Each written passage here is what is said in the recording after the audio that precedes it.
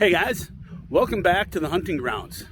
Today we're going to discuss cover crops, how they relate into food plots in our situation, and multi-species blends that benefit your soil and keep something growing year-round. In an earlier video that I shared with you guys, I explained we have three primary goals in managing our food plots out here. The first goal being an early season forage. Cereal rye has predominantly been that early season forage for us. Now we've added some hairy vetch because the deer love it. The second goal is we want nesting and fawn cover. We want to do everything we can to keep deer and turkeys and pheasants growing on this farm. We want them to imprint this as a safe spot. And I understand some of you don't want that. My goals are much different than your goals. The third goal being we want a quality fall forage for the deer. We want to have radishes, turnips, rape or canola, cereal rye, hairy vetch, soybeans, sunflowers. That is our cocktail that we plant in the fall to get them deer on our property and eating happily and safely during hunting season.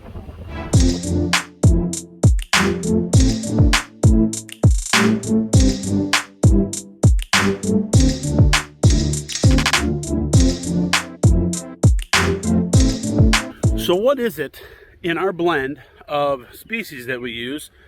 Purple top turnips, tillage radishes, rape or canola, soybeans, sunflowers, hairy vetch, and cereal rye that is so special. It's all about the roots. It's all about improving the soil and using less fertilizer. And that's my goal. And this year is the first year we didn't have to spray anything in the spring, and we didn't have to fertilize anything in the spring. And so far, it's turned out pretty darn good.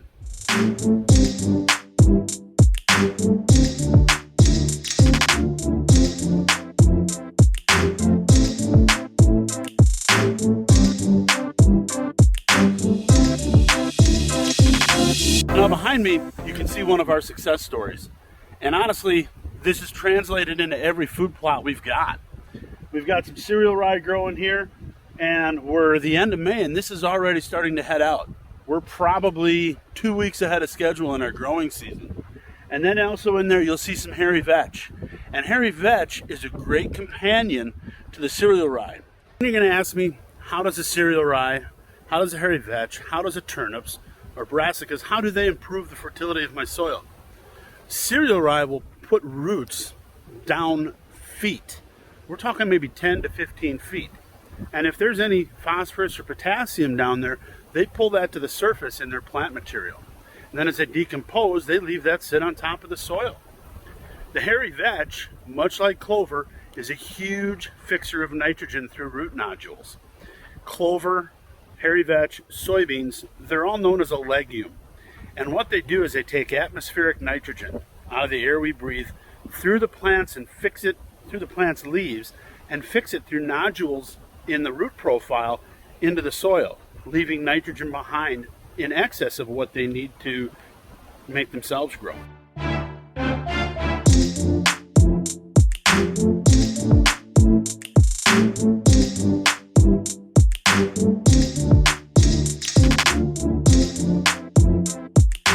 So we've talked a lot about cereal rye and hairy vetch, and we've mentioned radishes, turnips, rape, soybeans, and sunflowers.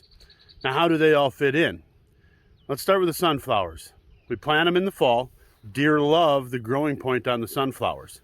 So we plant that late season, not for the seeds, but for the green vegetation. Soybeans we plant not for the nitrogen fixing aspect of it, because we don't get a full season's growth of them to maximize that benefit. We plant them in the fall, early August to be specific, just so that they're there growing green for the deer to come in and hit as the hunting season's getting going. They love hitting green beans, so why not give them green beans? The purple top turnips and the tillage radishes. Those are two species that do a very similar thing. They're both nutrient scavengers.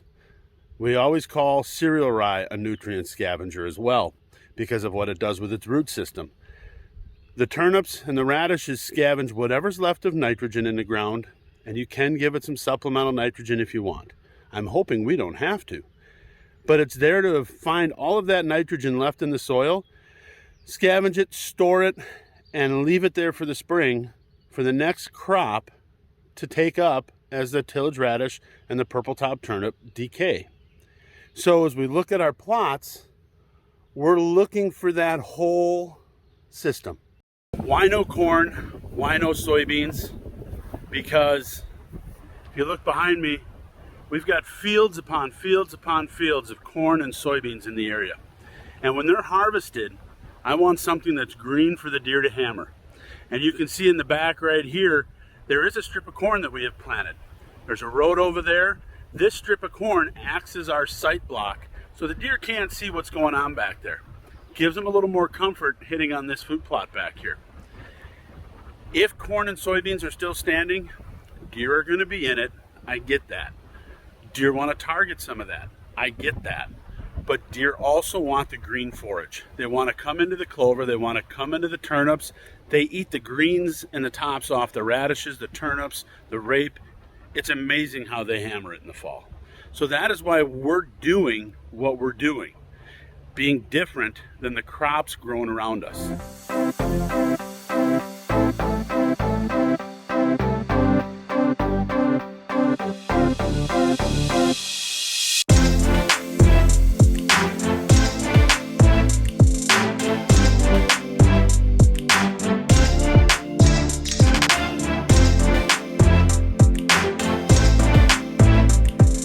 So what lessons did I learn? What mistakes did I make? I put in hairy vetch too thick on one plot. I think I want 7 pounds an acre. I'm going to back that off to 3 or 4 pounds next year. This plot behind us, I want to say we're 3 to 4 pounds an acre of hairy vetch. You know, and as I look at it, I'm very happy with what I see. Great blend. The cereal rye is doing really good. The hairy vetch is doing really good. And I can't wait to terminate this here in early to mid-July and get going in early August on our 2021 fall plot.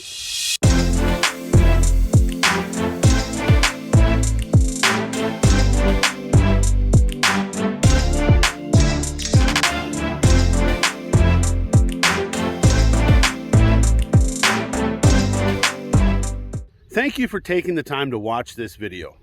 Hopefully you've learned something from watching it that you can take and put in use in your own plots.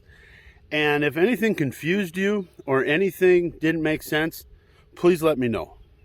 Put it in the comments section below. We'll do the best to answer it.